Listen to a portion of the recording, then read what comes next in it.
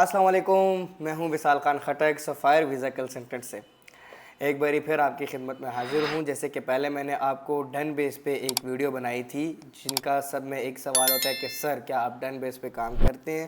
اب ڈن بیس میں کیا ڈن بیس ہے بھی، حقیقت بھی ہے کہ نہیں، اور اس میں کیسے فراڈ ہوتا ہے، کیسے اسکیم ہوتا ہے، اس ماڈرن دور کا ایک ماڈرن اسکیم ہے یہ، اور وہ کس طرح ہوتا ہے وہ میں نے پہلی ویڈیو میں آپ کو ڈیٹیل میں بتا چکا ہوں۔ آج جو میں ٹاپک لایا ہوں وہ ہے ایلیجیبلٹی کرائٹیریا، جو لوگ ایلیجیبل ہے کیا اپلائی کرنے کے لیے کہ نہیں۔ اب وہ کون کون سے لوگ ہیں جن کے پاس کیا کیا ہونا چاہیے تو وہ ایلیجیبل ہے، اور جو نہیں ہے تو وہ نہیں ہے ایلیجیبل۔ دیکھیں، اس میں سب سے پہلے آتی ہے سورس آف انکم، آپ کی آمدن کہاں سے آتی ہے۔ سب سے پہلے اس میں جو موسٹ امپورٹنٹ پارٹ ہوتا ہے وہ ہے جسٹیفائڈ سورس آف انکم، مطلب کہ آپ کی جو آمدن ہے وہ کہاں سے آتی ہے اور وہ جسٹیفائڈ ہونا چاہیے۔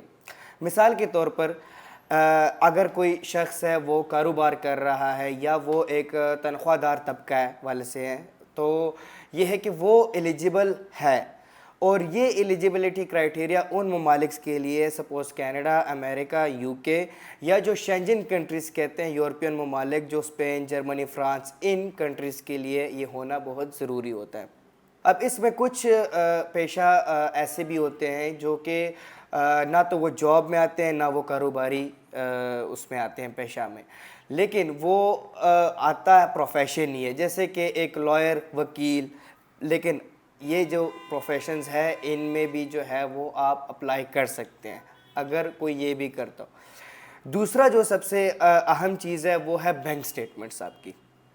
کافی ایسے سوال آتے ہیں کہ جی ہماری تو بینک سٹیٹمنٹس نہیں ہیں، یا ہماری ٹرانزیکشنز اچھی نہیں ہیں۔ دیکھیں، 6 منتھس کی بینک سٹیٹمنٹس ہوتی ہے، یہ کینیڈا کے حوالے سے ہوتی ہے، باقی ڈیفرنٹ کنٹریز جو ہے وہ ڈیفرنٹ بینکس آف سٹیٹمنٹس، مطلب کہ ایک کوئی 3 منتھس کا مانگتا ہے، کوئی جو ہے وہ 4 منتھس، کوئی 6 منتھس کی۔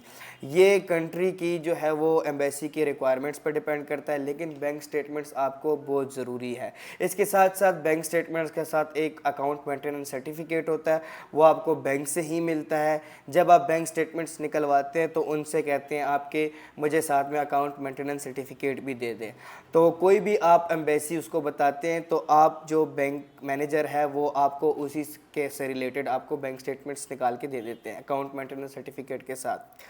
یہ 2 چیزیں تھی۔ اگر تو کوئی یہ 2 پروفیشنز، مطلب اس طرح کا جو ایکٹیویٹیز ہے سورس آف انکم جس کی ہے، وہی اپلائی کر سکتا ہے ایسی کنٹریز کے ویزا پروسیسنگ میں۔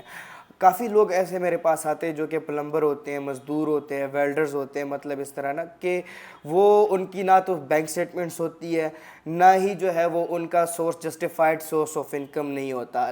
وہ ایسے ہوتے ہیں کہ روزانہ بیس پہ ایک دیہڑی دار طبقہ ہوتا ہے، کوئی justified income, source of income نہیں ہوتی۔ تو ایسے لوگوں سے بھی اپیل ہے کہ اپلائی نہ کریں آپ لوگ۔ جو کنسلٹنٹس کو آپ فیس دیں گے، اس کے علاوہ ایمبیسی فیس دیں گے، اور آپ کا ویزے کے بھی بہت کم چانسز ہے لگنے کے۔ اپلائی تو ہو جاتا ہے، آپ ڈیفرنٹ کنسلٹنٹس کے پاس جاتے ہیں، وہ صرف اور صرف آپ سے فیسز لینے کے لیے، وہ کہتے ہیں کہ میں یہ کر دوں گا، میں وہ کر دوں گا، میں اسپانسر منگوا لوں گا وہاں سے۔ ایسا کچھ بھی نہیں ہوتا۔ اگر تو آپ کے دیکھیں، یہ جو کنٹریز ہے یہ آپ کو ویزا دیتے ہیں پراپر ڈاکومنٹ بیس پہ۔ اگر آپ کے ڈاکومنٹس ہے تو آپ کو ویزا دیا جائے گا اور آپ ایلیجیبل ہے۔ ریفیوز بھی ہو سکتے ہیں، لیکن یہ اگر نہیں ہے تو پھر تو آپ کو بالکل بھی ویزا نہیں ملے گا۔ دوسری جو میں چیز بتانا چاہ رہا ہوں آپ لوگوں کو کہ کافی سارے ایسے لوگ ہیں جو کہ یہ بھی کہتے ہیں کہ وہ فائنینشلی تو سٹرونگ ہوتے ہیں بٹ ان کی کوئی جسٹیفائڈ سورس آف انکم نہیں ہوتی، مطلب وہ کچھ بھی۔ تو ایسے میں باقاعدہ ڈیفرنٹ ایمبیسیز کے جو ہے ڈیفرنٹ ریکوائرمنٹس ہے، جس طرح کہ اب کینیڈا کی ایمبیسی ہے اس میں باقاعدہ کلیئر لکھا ہوا ہے، آپ ان کی ویب سائٹ پہ جائیں گے کہ آپ کو جو ہے کوئی بھی بلڈ ریلیشن میں بھی اسپانسر کر سکتا ہے، جیسے کہ وہ والد بھی ہو سکتے ہیں، والدہ بھی ہو سکتی ہے، اس طرح۔ اس کے ساتھ ساتھ آپ اپنے پروفائل کے ساتھ اگر آپ کے پراپرٹیز ہے، وہیکل ہے، مطلب گاڑیاں وغیرہ، یا پراپرٹیز ہے، پلاٹس وغیرہ ہے، کوئی ایسا ایسٹس، فکسڈ ایسٹس جو آپ کے آتے ہیں جو کہ آپ کے نام پہ ہو، تو وہ بھی آپ ایز اے سپورٹنگ ڈاکومنٹس لگا سکتے ہیں، اس سے آپ فائنینشلی سٹرونگ بن سکتے ہیں۔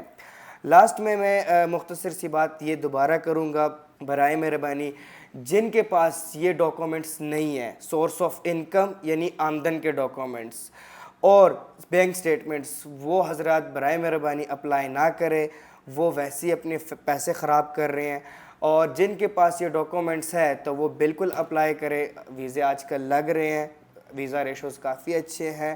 تو بس آج کی ایک مختصر ویڈیو بنانے کا مقصد آپ کو یہ تھا کہ کون لوگ اپلائی کر سکتے ہیں اور کن لوگوں کو اپلائی نہیں کرنا چاہیے۔ شکریہ۔